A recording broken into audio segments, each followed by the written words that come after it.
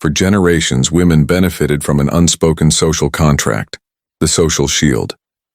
This shield granted two key things: exemption from accountability and emotional conflicts, and guaranteed deference in social and professional settings.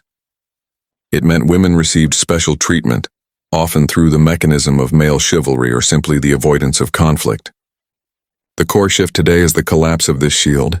Men are collectively realizing that the cost of upholding this traditional deference, the financial obligation, the emotional labor, and the unilateral forgiveness, is no longer balanced by the rewards of stability and loyalty.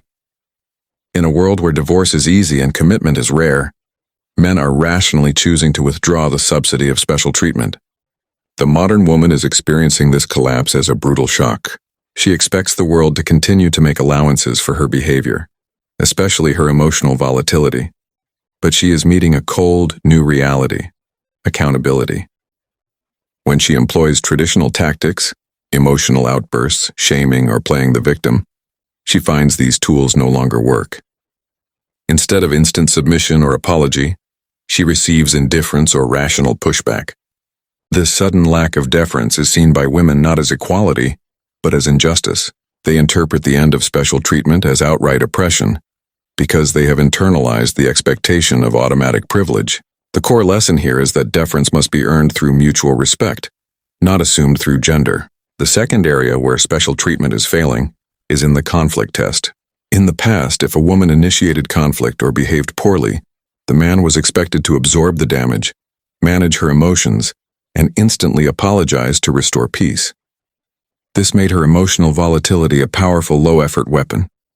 Today, men are adopting the emotional neutrality that women have long championed for the workplace.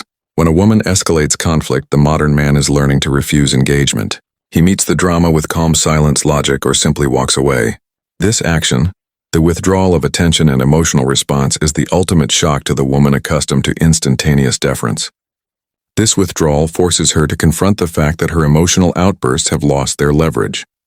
She is forced to regulate her own emotions and find her own stability, a task she was previously exempted from. This is seen as unfair because the special treatment contract demanded that the man manage the relationship's emotional homeostasis. Furthermore, men are applying the same standards of accountability to women's professional and social failures that women demand for men. When women fail, they are finding the excuses related to stress or emotion are no longer accepted. Their failures are treated as simple competence issues, just like men's. The expectation of easy forgiveness has evaporated. We are watching the breakdown of a deeply ingrained social structure. If you are ready to analyze how the modern social contract has dissolved and how to navigate this new landscape of accountability, then take a second right now to hit that subscribe button and turn on notifications. Join the Psyche Lens community for more intense, unfiltered truths about gender dynamics and power shifts. The dating market is where the collapse of special treatment is most visible. For decades, men were expected to pursue women relentlessly, pay for all dates, and accept high-demand, low-effort behavior simply for the possibility of access. This was the dating market's form of special treatment. Today, there is a dating market correction underway. Men, empowered by the same data-driven choice overload women enjoy, are becoming selective. They are refusing to invest time and resources in women who offer low reciprocity, high demands, or who behave poorly. They are applying transactional logic. If the expected return, a high-quality partner, does not justify the emotional and financial cost, they are choosing to walk away or remain single. This manifests in several ways. Men are refusing to pay for excessive or elaborate first dates if no basic respect or effort is shown.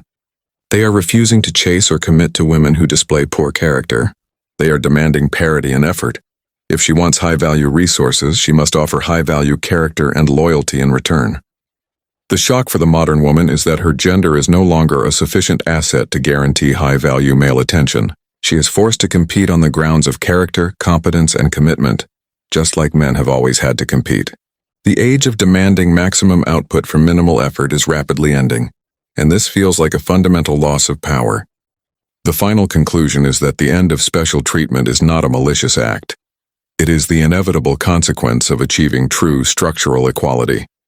When women demanded equal rights, equal pay, and equal professional status, they implicitly signed up for equal accountability, equal emotional management, and the end of special social privileges. The modern woman wants the economic advantages of the masculine frame, ambition, self-sufficiency, and authority, without the social burdens, the pressure to be the sole provider, the expectation of emotional stoicism, and the absence of special deference. This attempt to cherry-pick benefits is failing. You cannot claim equal status while simultaneously demanding special treatment. The man who refuses to provide special treatment is simply holding the woman to the same standard of behavior and emotional regulation that he holds himself to. He is saying, "I will respect you as an equal, but I will not defer to you as a protected class." This is the definition of parity. The profound shock felt by many women today is realizing that equality is not about gaining privilege. It is about losing special treatment. It is a trade. They gained immense power and freedom, but they lost the social shield that guaranteed soft landings. The world is simply applying the same cold, objective standards to everyone, regardless of gender. This new reality of total accountability is what truly defines the modern age.